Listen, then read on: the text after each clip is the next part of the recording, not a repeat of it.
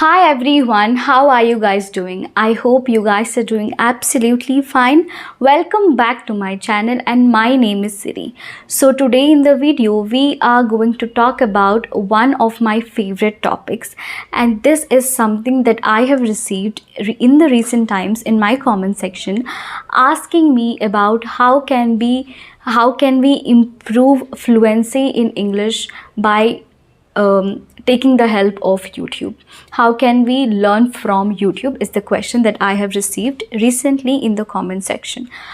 Now, after reading that comment, I felt like sharing my experience with you guys so that you guys can also benefit from whatever I'm trying to say. So in this video, I am going to share my experience as to how I used to learn and how I still learn this language and to be fluent in this language. I'm just going to share that with you guys in today's video. So without any further ado, let's just get into the video now. Starting with my experience, YouTube has helped me a lot. Almost 85 to 90% of whatever I know about English is something that I have learned from YouTube over the time. Okay, if you see me speaking, the sentences that I use, the vocabulary that I use, the style which I speak in is something that I have learned by watching a lot of content on YouTube. Okay, I'm also going to tell you what kind of content I used to watch on YouTube and what kind of content I still do watch on YouTube so that it can be helpful. And the first, I'll tell you, I used to divide content in four categories for myself. So I love watching content about food.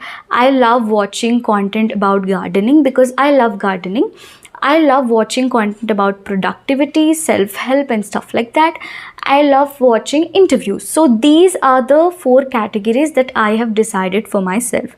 Now, whenever I'm watching something about food, I make sure that I watch everything and anything about food only in English, because if I'm watching food content in English, I am not only learning or I am not only grabbing the knowledge about food, I am also learning what kind of sentences to use or what kind of vocabulary to use while describing food is something that I make sure whenever I'm watching content about food. Now, when I'm watching content about gardening, I again make sure that I watch that only in English. I am not only consuming knowledge about gardening, I'm also consuming a lot of knowledge about English at that point of time. Again, same with productivity videos as well. When I'm watching these kind of videos, I make it a conscious effort to watch them only in English. Okay, and of course, you know how much I love interviews. I'm obsessed with interviews. So every day I'm watching something or the other interview every single day without fail. Now I'll tell you the reason behind consuming a lot of content in English and why am I watching a lot of English content about these four categories. So first of all, these are all the four categories which I love a lot. So if you don't want to get bored, if you want to make the process interesting, it's very important that you watch content about something that you love, right? If you just want to watch about something that you love, you can watch it, but choosing English content in that is going to help you a lot. It can make you fluent in English till some extent.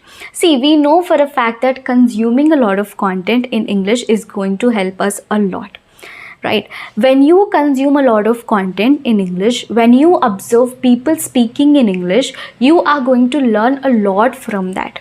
Right? You are going to learn a lot. I don't even have to tell you that. See, we usually have this complaint of not having a proper environment around us, because of which we are not able to think in English. When you think in English, when do you think in English? You think in English when you consume a lot of content in English. Like, I'll give you an example. Let's say I'm watching an interview. I finished watching that interview. After that interview is over, of course, I'm going to think about that interview for, let's say, 5 to 10 minutes. Okay. Because I watched that interview in English, I'm of course going to think in English, right? Let's say you are consuming a lot of content in English throughout that day. It is very much obvious that you are going to think in English at the end of the day. It's a way of surrounding yourself with more of English. See, in English, everything is interlinked, okay?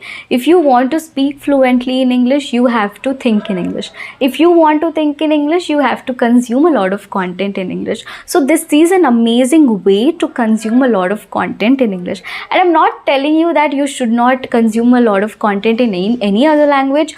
That's up to you. If you want to, you can. But what I'm trying to tell you is that if you truly want to learn this language, sincerely allot some time towards consuming a lot of English content as well, because consuming, observing, listening is very important, and learning from that is going to play an important role when it comes to being fluent in this language. Alright, see, when I'm watching interviews, I'm not only watching them, I'm observing how the celebrity is speaking. I'm observing what kind of sentences are being used, what kind of vocabulary is being used. I observe all this and I learn from them, right? And when it comes to interviews, I follow a method, I follow a trick or whatever. What I do is I select a celebrity. So in that day, let's say Monday, I'm going to select a celebrity. So in that day, I'm going to watch interviews of that celebrity itself. I'm not going to watch any other interviews. And Tuesday, another celebrity. So in that way, I'm not only consuming a lot of content in English, I'm also observing different people and different ways of speaking in English. Everybody doesn't speak the same way, right? Everybody has their own style. So Monday, I'm watching interviews of a particular celebrity, Tuesday another celebrity, and that's how I watch. And another important point I follow over here is that I restrict myself to a certain amount of videos. Like for example, I'm watching food. I'm watching content about food. If I'm watching a lot of content about food, I make sure that I do not watch more than 2 videos a day. If I'm watching a lot of content about gardening, I love gardening, I make sure that I do not watch more than 2 videos a day, because we have this tendency of watching too much if we like it. Of course, I like watching about food, I like watching about gardening, I love watching about productivity, but there are a lot of things in a day that I need to do. I cannot keep watching throughout my day. So I just set boundaries for myself. If I'm watching something about food, I watch only 2 videos in it.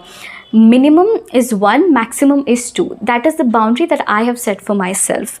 When it comes to interviews, maximum is 3, minimum is 1. More than 3, I do not watch. These are the limitations that I have set for myself. And in this way, by following this method, I just can say that there is no confusion in my head as to what I need to watch. And this has become a habit for me over the years. This is something that I have built as a habit over the years, and now it has stayed with me forever. Now I know what kind of content to watch, I know how much duration to watch, I know what to learn. And another important point I would like to highlight over here is that consuming itself is not enough. What you learn by watching the content, are you implementing that in your process? Are you learning anything from it? Are you actually applying those techniques into your life? That is also very important. See, everybody consumes a lot of content every single day, but you have to implement that to let the results flow in. Because I'm sure after watching this video, there could be comments asking me that of course we are watching a lot of English content, but why are we not able to see the results that we have desired for? That is because you are just watching, you are just consuming. Consuming itself is not enough. Implementing what you have learned, applying those techniques to your life is very important to let the results flow in, right? Consumption is important, working on them is important, and that's when you can expect the results to flow in. So this is how I have built a habit of watching a lot of English content on YouTube, and I allot sincere amount of time towards watching this content in English, because I know the kind of importance that this language has, and I'm always desperate to learn something new every single day about this language.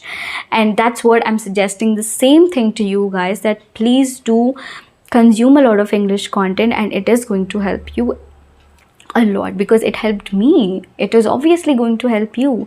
So that is the primary reason of making this video for you guys. I just hope that you guys enjoyed this video. If you did, please do not forget to hit that like button, and if you haven't subscribed to my channel, I would say please subscribe to my channel, and please do let me know how did you like the video in the comments below. And if you have any kind of suggestions or questions, please do let me know them.